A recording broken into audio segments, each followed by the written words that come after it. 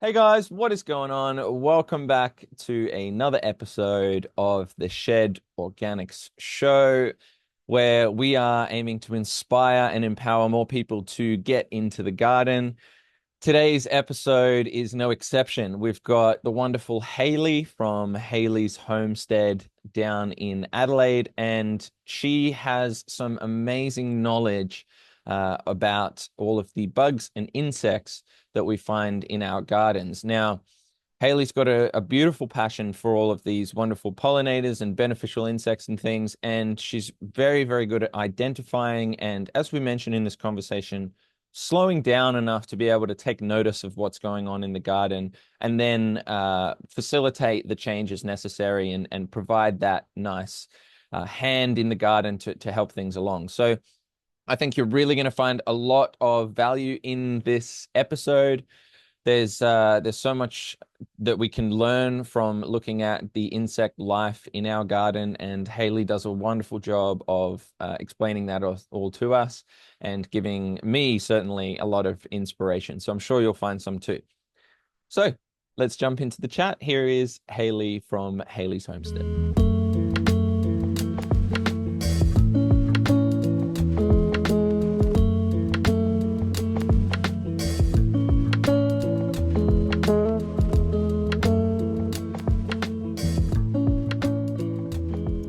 Moment when I was really, really young where my mum was at work and I was sitting in the car waiting for her and I just watched ants Yeah, crawling nice. up and down a post and I watched them like communicate and stuff and realized that actually it's like another world, really. Like insects are so far apart from us and so interesting compared to like our day-to-day lives. So yeah, I guess it just started there. And I was that bug kid. I would come home with containers of snails and bring them home and put them in the garden and drive my mother insane with that. That's So funny. it's just always been an interest for me. And then I guess as I got older, somewhere in that teen sort of area, you sort of like forget that stuff. But as an adult, I really came back to that and I was just so intrigued with it all. And when we moved to where we are now, we're in a rental. It was just agaves and Yeah. yuccas, and we Yep. did not have much diversity going on here at all. So when I started really focusing on building my own garden, I watched lots of shifts happen. I went from having so many pests, so things like spider mites. I remember one year I tried to grow corn and it was just absolutely decimated by spider Yeah. mites, and just sort of watching that roll in with the predators that came, and it just really sparked it. So I guess Yeah. it just sort of all started there. That's so cool. And it's like because obviously, you do a lot with like the photography and kind of capturing Yeah. some of those moments as well, which I'd love to touch on in a little bit. Yeah. Um but in terms of like kind of at the start, where were you like brought up around the garden, and then was that something that was emphasized, like that there are pollinators out there and bugs that we Yeah. need to look after, or is that something you Yeah. just randomly were fascinated by?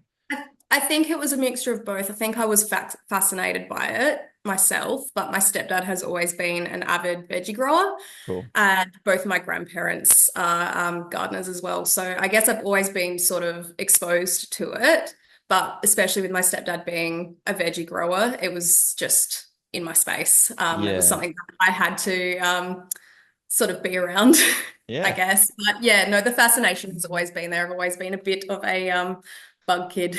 That's cool. No, I love it. And like that change that you were mentioning when you come in and first we're getting lots of pests and things like that. Mm.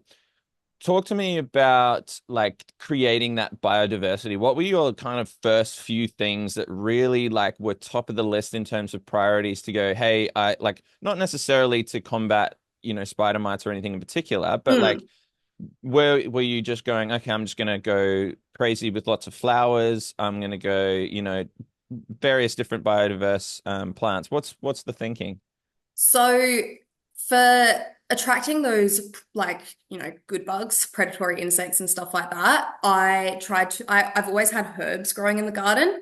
A big thing is letting those herbs go to seed. So Yeah. you've got the flowers attracting in your ladybugs and your lacewings and stuff like that. So I've always tried to let plants continue out their cycle because I find that that is a really good way to attract those bugs in the first Yeah. place. And in terms of trying to create biodiversity, for me, a big goal was to have as many local, endemic, and indigenous plants as I could. Cool. So I find by having more of those endemic plants, you're actually attracting the insects that are meant to be there. Yeah. Um, I recently spotted, I've got these things called drone flies in my yard, and drone flies Okay. are there's different types, but you can get one that looks like a European honeybee. Oh And it wow. actually sits there and like pumps its thorax to Really? pretend it's imitating a bee. Yeah. And then That's I've got crazy. another type called a native drone bee, and they're quite interesting. They look completely different to the ones that mimic the European honeybees. Right. But yeah, it's just having those native plants is going to attract those native insects, and that is a big thing is just going to your local nurseries and seeing what actually grows in your area and putting it in your space. Yeah, so true. I've had the same conversation in terms of just keeping things local because it Hmm. really does like it's working with nature and having that symbiosis with the local land. Like Yeah, you've got exactly. things that have been built in this environment for a long, long time. So why not use Yeah, things that are already ready to thrive and yeah. work well in that ecosystem? And it's having the balance as well. Like it's all good to have your ornamentals and exotics and stuff like that, but just throw in a couple of Yeah. natives and just Yeah. watch the difference that Yeah. you'll see So because true. they'll love it. Yeah, I like that. I like it. And so on your block, you're doing veggies, flowers, Yep, herbs, these types of yep, things. Um, yep. in terms of like your one thing that I'm trying to sort of work on developing is a very easy to use but organic solution for pests or Hmm. IPM basically. So Hmm. having something that's more preventative rather than a treatment or a cure. Yeah, And often like because I'm trying to promote and help people that are on small scales with not much of a say microclimate or environment that yeah, they're creating, it's yeah, difficult to have a whole diverse range of insects and beneficials to come in there and actually balance everything out without yeah, having to do much pest management. So yeah. um just talk to me a little bit about where you draw the line between say like when you're first starting setting up your garden, um, Hmm. you don't have all of these pollinators, Right. beneficials, all of this there yet. So are you doing a bit of both, a bit of pest management and a bit of like trying to bring in insects, or has that transitioned as you got more and more diverse in the garden or So at the beginning, I actually liked to use bugs for bugs. Good, yeah, like the yeah. the So I sticky traps brought and in stuff? yeah, and I brought in mites. I can't Yep. remember exactly what mites I brought in. I think I got two different predatory mites that I brought in. I brought in predatory wasps for scale. So Cool. I tried to use more like integrative, like Cool. uh, what's the word for it? It's like you're sort of managing it by bringing Yeah, these things in. yeah. So But when it gets to a point, like at the moment, even I've got so many aphids in my garden, and they're the onion aphids. And I suspect that not many things are interested in them because I think the onion aphids actually smell really you bad probably because they're like onion. stuffing. Yeah, yeah, yeah. So nothing's really touching them, not even the ladybugs. And it does get to a point sometimes where, you just got to go out, hand squish, and Hmm. manage it and stay on top Yeah. of it. Sometimes I'll hose them off, but yeah, it does get to a point sometimes where you've got like borderline infestation of insects and you've Yeah. got to you either lose the crop, like I lost all of my walking onions to the aphids. Yeah. Um, and it does get to a point where you have to manage it and take it into your own hands. But I always try to approach it from like the most organic way Cool. I can. And that Yeah. looks like going out and squishing them or spraying them off with a hose. Yeah, I've got this amazing attachment called a bug blaster. I don't know if you've heard of it. Nice. It's so good. It's just this little attachment for the hose and get Yeah. creates this real nice sharp mist that will just, Yeah. yeah, spray everything off. Oh, I've never Perfect. heard of that. I'll have to look It's into that. so That sounds so good. so good. Really, really fun product. So yeah, just touching on that a little bit more. That's cool because that's kind of the bugs for bugs thing. I'm not sure a huge amount of people know, but just Hmm. bringing in like, providing all of these Yeah. beneficials that you can bring in actually can Yep. really help. Yeah, Um, and it really does. Like with the spider mites, they really, really got on top of it until I had a species of ladybug that came in, and they're about 2 millimeters in size. They're tiny. They're called spider wow. mite destroyers, and they were a lot slower to come. So it sort of stayed on top of it until it was able to balance itself out naturally with what we have in our area. So they are so, Yeah, so helpful. that's cool. And are you like, excuse my naivete, but are you I mean, presumably you've got some sort of plant or environment where you're going to place them. So depending on the Mhm. different bug that you come in, you go, Mhm.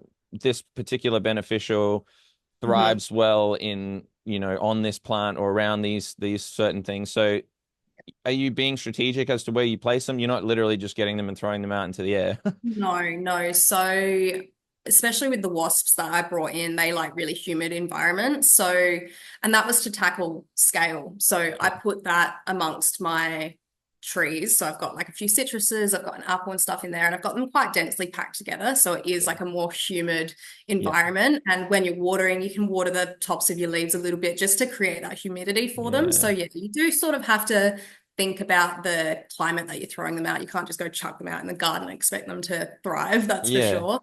And I think with the mites that I chose, they actually can be soil dwelling as well. Cool. So that was just as simple as sprinkling them out in Yeah. the garden, not having to worry too much. But yeah, you do have to be a little bit mindful about where you're placing them to Yeah, get the best yeah, out of otherwise it. they'll just die out straight away. Yep, Um, yep, exactly. do you notice over the different seasons in your garden, are you noticing different like fluctuations in population Yeah, and certain times of year you'll have more of a certain pest or a certain yep, what predator? yep, What are you seeing? absolutely. So over winter and stuff, we essentially get no ladybugs here. It gets way too cold for them. So in spring, we'll definitely see like a uptake of them in the garden. Especially in Adelaide this year, we've been really dry. It's been one of the driest years on record here. Wow. So it took a really long time to actually notice any ladybugs this year compared to even last year. And in terms of like, your aphid outbreaks, you're going to have different weird Yeah. throughout the year. Like, in winter, you get your cabbage, brassica aphids and stuff like that because it's cold. And Hmm. yeah, I definitely see fluctuations, especially with the native bees. The native bees Yeah. here through winter, I don't really see many. There's the occasional native bee that you'll see, but yeah, we drop right down over winter, and there's not a whole lot going on. There's lots of European honeybees and stuff around all year, but we do. It really wakes up in spring and Yeah. summer. That's Yeah. cool because in Brisbane we don't get a huge amount of that type of climate where it gets incredibly Mm, cold. Like we're lucky that we can grow a lot of stuff quite warm through winter. be more And stable. yeah, Yeah. and keep some of these bugs around. Not Mm. anything gets too cold, so we are lucky with that. In terms of like I want to try and bring some value to people who are like really coming into the idea of the insects and pollinators and things in the garden. Um, I want to give them like, your first few steps for like a beginner. Like if I'm thinking, okay, I want to increase the amount of insects in my garden, that's a pretty Hmm. broad umbrella saying insects, Yeah. but obviously we're not going to be trying to bring in the bad ones, but we want to bring in ones that are going to be beneficial to the garden and just promote more of the Hmm. insects to be around. What's a couple of things that you would say highlight? We did sort of touch on it with the Yeah, herbs and yeah, flowers and things, but yeah. what's something for like an absolute beginner who goes, I had no idea about this. What are they aiming to do? So I would say create bug hotels, create the environments for them to overwinter and Yeah. for them to thrive in your garden. That can be as Cool. simple as getting a hollowed out log and like drilling some holes in it, having some sticks of bamboo laying Yeah. around, pithy sort of like plants that have little hollow stems. Like recently, I've just cut down a Lotus australis, which is hollow the whole way through, and I've Yeah. got Yeah. stumps of it drying out so I can use them to create Ah, a bug hotel with them. So just having those spaces for them to overwinter to make sure that they're going to come to your yard and they're going to stay in your yard. yeah. I wouldn't I wouldn't recommend the stuff from Bunnings. No, I Um, agree. they're good for beginners. Look, don't get me wrong, they can work, but they're just not ideal. They're not deep enough. You're not going to get your female bees burrowing and laying female eggs. So it's not going to Yeah. ever be a complete cycle of insects. If you're really wanting to do it, it needs to be at least 10 to 15 centimeters in depth for the holes. Cool. I didn't know that. That's news for Yeah, me. there Cool. you go. So it's just, yeah, it's really important to just have the habitat for them. As messy as it may look, like piles of sticks and rocks hanging around creates habitat for lizards, Yeah. and it's just having the spaces there for them to thrive. Yeah, Um, I've seen a lot of people leave some of their areas in the garden to go a bit wild and keep it mhm, for all of these insects. And mhm. um, from what I've heard, it's very, very beneficial to have that because it is not only are you trying to attract them with things, Yeah, you want them to stay, as you say. yeah, So they need exactly. somewhere to live, they need somewhere to go and hang out. So cool. So yeah, bug hotels or somewhere something that you can create your own natural version of. Um, Even another thing, sorry, no, go for it. is having spaces that are not mulched. So we have like a lot of ground dwelling native bees in Australia. Oh, not And if you mulched. mulch over these areas, they aren't really inclined to want to be in that area. They like natural, untouched soils to just Yeah. burrow into. So just having a little space of your area, your garden that's left without mulch, just completely left alone, no vegetation or anything growing on it, that will be really beneficial to our That's native super bees. interesting because one thing I do say quite a lot is that uncovered soil is not great. No. But I'm here. We're all here to Yeah, learn. So I didn't know that either. I would have yeah, thought throw it down and then yeah, yeah. keep your Just soil a small covered. space. Just a small space is all they need. They don't need much. Yeah, that's really cool. Yeah.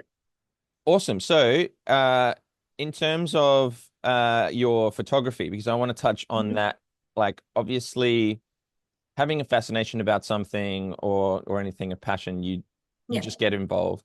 Is photography something that's like a passion, or you just wanted to capture bugs, or I it would kind of say turned into it? it's always been a passion. Yeah, definitely. Ever since I was a little kid, I can't remember how old exactly I was when I got it, but one year my grandparents got all of the grandchildren digital cameras. Yes. This would have been like back in the day, like 4 megapixel. Yeah, yeah, cool. Yeah, It's like yeah, one really square. average quality. But yeah, no, I loved it. And I loved capturing just like animals in general. So it's always been a passion. But again, as I've gotten older and I've got my own garden and I've realized how diverse insects are, um, it's really awakened. Yeah. It's borderline obsessive. Like I'll spend hours out there being like, oh, what can I find? You Even have to yesterday, be patient, don't you? yeah, oh yeah, yeah, you do. They're fast, and Yeah. because they're so small, and getting the camera to just focus on something that's like 2, 3 millimeters in length is Yeah. incredibly time consuming. It Yeah, yeah, requires a lot yeah. of patience. Definitely. And like, you would have to kind of watch the garden at the garden's pace as well. So you're kind of Hmm. you need to slow down enough to be able to see Yeah, what's going on. And I think yeah. that's what I really got from a lot of your content. When Hmm. I was looking through, I was thinking, oh, you're really in tune with what's going on in terms of Hmm. just watching. And I Hmm. think that's something that a lot of people can learn is just to Hmm. observe and then It's really, observing. Yeah, yeah, you're coming and you're observing and then playing a role to kind of facilitate and help things out where you see yeah, fit. You're not necessarily yeah, just coming in and just blanket ruling everything. yeah, Um, yeah, absolutely. Even with that, it plays a role in what I plant. So I've got a species of native bee called Lacioglosum urbanum, which is a tiny little bee. It's about, I would say, no more than 5 to 6 millimeters big. And throughout the years of being here and planting native plants, you can really learn to see what they actually like. So I've got a species called Wallenbergia stricta, which they're currently crawling inside of, collecting so many grains of pollen that they can barely even Yeah. hold themselves up by the time they crawl out of the flower. So it's just, yeah, it's learning what they like so you can focus on what you're going to plant, what doesn't do so well in your area, Yeah. and yeah, it's that's the observing of it. It's just slowing down, getting down to their level and watching and seeing what works and what doesn't. Yeah, that's really cool. You might be interested in this. That I was speaking to a guy named Chris, who's just Hmm. brought in a bunch of bees, and he was saying that he actually noticed by watching them that when they go to the flower, they're mainly interested in sucking up the pollen, the Yep. nectar, I think he Yep. said, and then Yep. the pollen kind of just sticks to them as a secondary thing, and then when they sort Yep. of push it off all onto their feet and down their legs, that's when it Yep. starts to pollinate. So Yep. I thought their job was pollination, but actually it's a secondary thing that he said they're collecting for the honey, and then the pollination is kind of a Hmm. secondary. It But comes with it. Yeah. yeah. So Yeah. I found that fascinating. Um, Mm. Cool. Let's just jump onto photography. I don't know how, like, one thing that this might be a little bit further left field for some people, but it's relevant. When you're Hmm. using camera gear, are you just Hmm. using like your phone? Are you using a special lens or something to Yeah. capture some of these things? So a lot of it is on my phone. Cool. It depends where I am at the time. Like if I'm out and about, it's Yeah. obviously on my phone. I did find a cool clip-on macro lens that you Oh, can buy. nice. You can get it on like Amazon and eBay, and it's a few other places that you can get it. I can just link it or whatever. Yeah. Um, that's great because it's just you can chuck it in your bag and have it with you, and Perfect. it really does help you focus on what you're trying to take a picture of. But I do have a little camera called a it's a Canon M100, and I've got a macro lens Cool. that Okay. I've attached to it that I do like if you ever see my more clearer, like real zoomed in shots, Yeah, that's generally on the macro. But recently that's what I I got that thought. clip on for the camera, and that is really good. Like if you just want to have a bit of a play around, a clip-on macro lens for your generic Yeah. smartphone is perfect. It's all you It's need, and amazing, eh? patience. Yeah. It's amazing how that works. Because like you do need that Hmm. macro one to kind of stay maybe out of the way a little bit, so you're not Yeah, literally holding it right definitely. in front of the bug. Yeah, yeah, But because they don't like the that. phone's good on the go. You can pull it out and just like Yeah, you see something and you can capture it. That was just yeah, that partially for my own interest, but I'm yeah. sure No, there's a lot of people that want to know yeah, that. yeah. Um, It's a question I get asked all the time all in my right. DMs. Like, what are you using? Yeah. Okay. Well, it's yeah, good question because Yeah, relevant. it is important and relevant. Um, Mm. Cool. So just with the photography, so um, are you trying to like how do I put this? Are you trying to like instead of just sort of capturing um for the photo, are you trying to kind of like catalog a few things of what's in your garden as well? Because like I'm just getting the sense that like Yeah, that's something I would do if I was like going yeah. down this thing. So Yeah, so I have a Nine Naturalist account with about 300 observations just from the last year.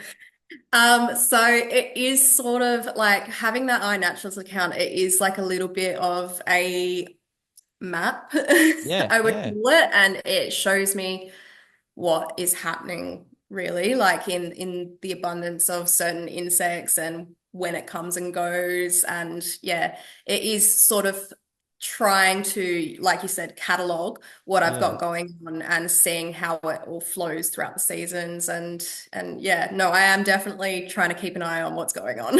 Yeah, because like things move very fast and like Mhm. year after year, you can kind of go, was it last year this happened? Was it like Yeah, this or was it in this yeah, month? So yeah. I I started using a garden calendar, basically just got a basic as Hmm. calendar and just go, okay, I fed on this day, I planted Yeah, this on this day, yeah, and that just helps me so much more. But yeah. when you're observing and Mm. watching things come in, you can be a lot more strategic. So I was thinking Yeah, if you're taking lots of photos and you're watching all the time, it would make sense to me. The next step is to kind of start documenting all of that yeah, to keep track of yeah, it. yeah, Yeah, definitely. that's so cool. That's very, very cool. Um, all right. One of the one of the questions, we're going to go into a little bit more specifics. Hmm. So one thing I had here was about how to encourage beneficial insects. But in terms of like, I want to give you three, or what I would say are common examples. We've already touched Yeah. on one, which would be aphids. So Hmm. your go-to for an aphid is wasps, did you Yep. say? Yeah, bringing Yep. wasps in. Yep, Um, definitely. Or ladybugs. yeah, Ladybugs are great for aphids too. cool. Wasps and ladybugs. Awesome. Yep. In terms of, say, something like, well, let's do soil mites because you had that. If you have like I mean, a lot of soil mites can be beneficial, can't they? But Hmm. if we have an infestation of soil mites, is there anything that you're Hmm. going to for that? I guess with soil mites, I probably would leave it. If it was something more like nematodes, like Okay. your root knot nematodes and Yes. stuff like that, then I would almost go to tackle that with Yeah. a soil mite or Okay. something. But yeah, for soil mites, I tend to leave because it's so minute. Like I'm just Yeah. not paying attention to Yeah. it. True. I think Um, like I've seen the only reason I say soil mites is because I've seen quite a few people working in pots in hmm, on smaller scales, and then like the soil, because they're creating such a, I guess, rich compost layer yeah, on top of that mulch. It just means that there's so many of these soil mites, and they end up kind of yeah. climbing up everything and Yeah, spilling I have out. had that happen inside on my indoor Yeah. plants before, where I've like just gone and looked at a pot and it's been like absolutely covered in soil Yeah. mites. Um, I'm trying to think if there is anything that I have. I think I've used diatomaceous earth before, especially on the yeah, indoor yeah, stuff. right. Just Yeah, sprinkle it over the top. I mean, yeah, it's killing them, but it's reducing yeah, the population. yeah, So yeah, that, or neem spray or something if I'm yeah, going yeah, into yeah. that. No, yeah, that's Um, a good option. yeah, cool. So like those two are pretty common in the things that I've seen. Um, Hmm. spider mites, you mentioned that one Mm, before. yeah. What's your go-to? For spider mites, you would probably tackle it with another mite, like a predatory mite. There's little red ones that you can get, and I can't remember the name of the other little one. It starts with an M. You're I'd so have to good look with some into of it. your names there. That's awesome. Yeah, I'd have to look it up. But yeah, I would tackle spider mites with another mite, or you would go ladybugs. But Yeah. even then, like I haven't found that the ladybugs that you can get online are too interested in the spider mites. It tends to be those little tiny ones that I've Yeah. had just come into my area that take them on. So if you're looking to buy something, I would definitely go down the road of getting more mites in, a Cool. predatory mite in to deal with them Yeah, and sweet. tackling it before it becomes so extreme that you can't handle it anymore. Because that's the thing with the integrative thing. If you want to use biologicals, you really have to get on top of it the second you start noticing it, or otherwise Yes. they're just going to reproduce so quickly and it becomes unmanageable. Yeah, yeah. And It's so that's why, fast, isn't it? It really is yeah. fast. It's just like going from like anything in the garden, if you ignore it for too long, it's just Mhm. like you're way behind and it can Yeah, be much more of a exactly. challenge. So and bugs, we see this all the time. There's a couple more that I wanted to touch on. Hmm. These may not necessarily be more like bringing something in, but say Hmm. for example, like cabbage moths, caterpillars, these Yeah. types of things. What's like I have chickens and I'm like just picking them off and feeding them as much as Yeah, I can every day, but yeah, like yeah, when you're on a larger scale, maybe it might not be as efficient to go around and do it by hand, yeah, or yeah. what are your thoughts? So, so for that, I would go down netting Yeah, before it gets to a point where, they cool. can go crazy. Like overnight, they'll lay so many eggs and you end up with so many holes. And there's nothing worse than when you have a beautiful looking broccoli and then you go and cut it open and it's full of Mm. caterpillars all throughout it. So I think netting is a really good option. And I've also seen people put like stockings over Yeah, okay. their broccoli heads when they're quite little. And obviously the stocking grows with it. Yeah, I would clever. wonder if that would, you wouldn't want to get it wet, I can imagine. Yeah, Um, true. but I think netting for cabbage moths is a really, really good option Yeah, that's because, okay. I was just curious yeah, as to if you had anything like I've seen people use insect that wise, but that dipple. dipple, yeah, Yeah, some yeah, BT which spray. I'm like yeah. yeah, I've occasionally recommended it, but like generally, Mm, as we said earlier, anything from the hardware store might not necessarily be no, fully no. conducive. And another thing I do is I just make my kids go out and pick off all That's the so good. caterpillars. Yeah, but Like, well, okay, that's go what get them, they guys. like to do Yeah, that. yeah, Um, exactly. Can we touch on that quickly? Mm.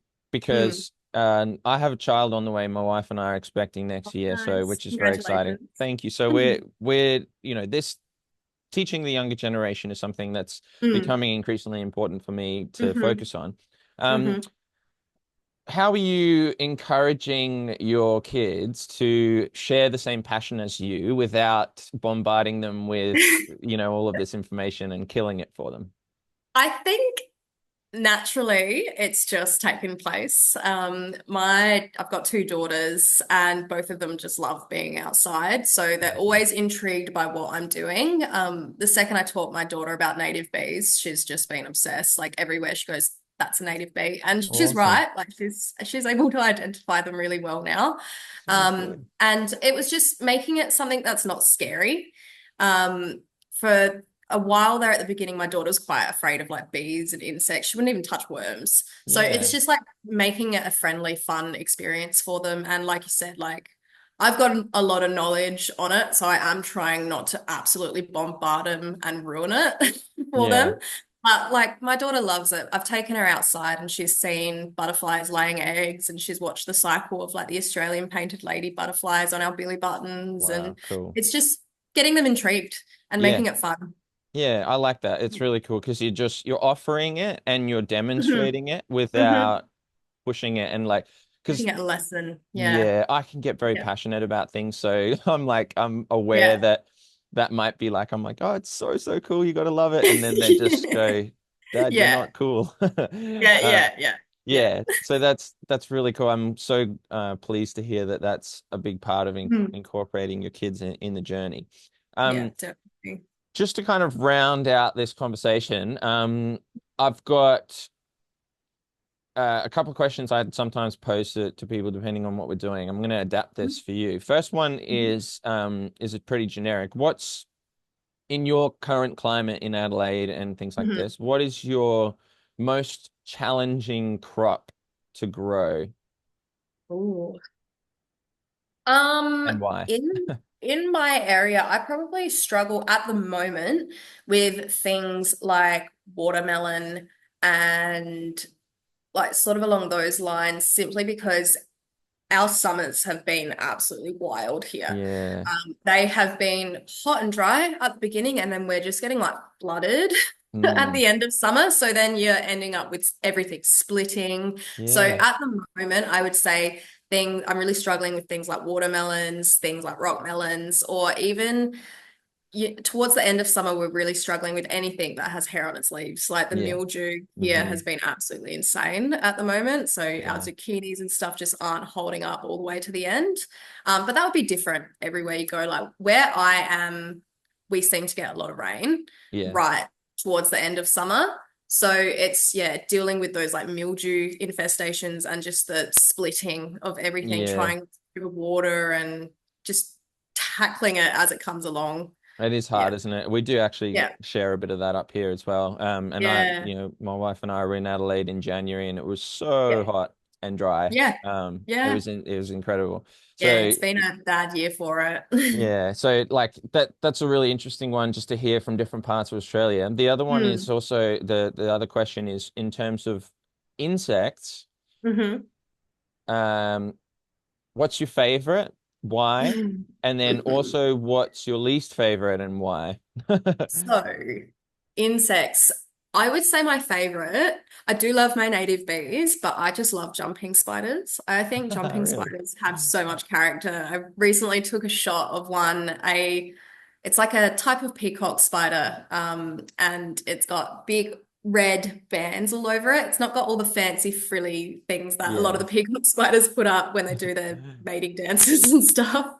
But it is just, it's got so much character that you look at them and they'll almost like turn and like try to suss you out a little bit. And I just That's love the way cool. that they like clean their faces. And That's awesome. my least favorite.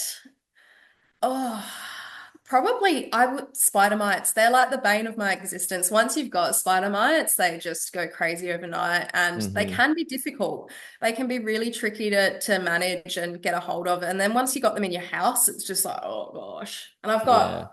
I've got so Yeah. many house plants around. It's just, yeah, not fun. I know what They that really obsession is like. You sort of get one and then you get another and then you oh, my propagate and then it's husband like, is like, it's a jungle in here. What's yeah, going on? I know. Well, I've actually had to downsize. You could barely walk into our bathroom at one stage. Yeah. Um, Yeah. And it gets to the point where you're watering so much that you're just like, this is now a chore. yeah, yeah. It lit well, exactly. Especially in those hot Yeah. days, like we're moving into some Yeah. pretty hot scorches and the house Yeah. gets really hot. But Yeah. um, look, that's perfect. Let's round that out there. That's Yeah. a really good place. I'd fade out Great. somewhere in there. But Yeah. like I could chat about this for ages. This is super Mm. interesting, and Yeah. Cool. I absolutely love your fascination with all of Thank these you. things because it's not well, it's a little rare, I guess, Mhm. to see people that are interested in Yeah. that side of the garden, Yeah. and it's I read a so comment. neglected. Sorry. I read a comment the other day where someone said people that observe and are interested in these things just have a different set of eyes to everyone else. We're seeing the world through a different lens. And I would agree with that to a degree. I have a lot of people sometimes sit there and say to me, how did you see that? Like, Yeah. what are you doing that? What part of your brain is making you pay attention to these things? And it's just I like the finer details. I like the small things. I find it interesting that there's a world going on that a lot of us don't even know that it's there. Yeah, exactly. Exactly.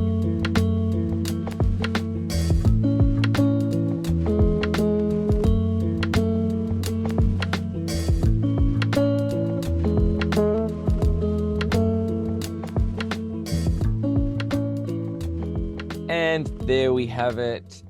What an amazing conversation. As I said, I absolutely am fascinated by this world of insects that Hayley is demonstrating and showing to everybody. Of quite a few of these things that I hadn't discovered myself or I didn't know, and has certainly motivated me now to go out and take notice of these things in my gardening practices. So hopefully you learned something too. Be sure, please, to go and check out Hayley. Give her a follow, say what's up, and just let her know how good of a job she's doing in the garden. And go and grab that lens because linked in the comments below, I've got the link for the lens hopefully in there. So go and suss it out, and then you can be taking some wonderful photos as well. Lastly, remember, if you want to grab yourself a copy of the free Organic Growers Guide, it is on the website, free for you to download, and it just runs through all of the basic information to get yourself started with organics and organic gardening. Highly recommend just running through that. It is free, so just go and grab yourself a copy. Otherwise, please stick around, subscribe. Let's drop some comments. Let us know your thoughts about this episode and anything that you want to add to the conversation. Hit us both up on socials. And yeah, thank you very much for watching. Thank you for your support. And we'll see you again very soon on the next one.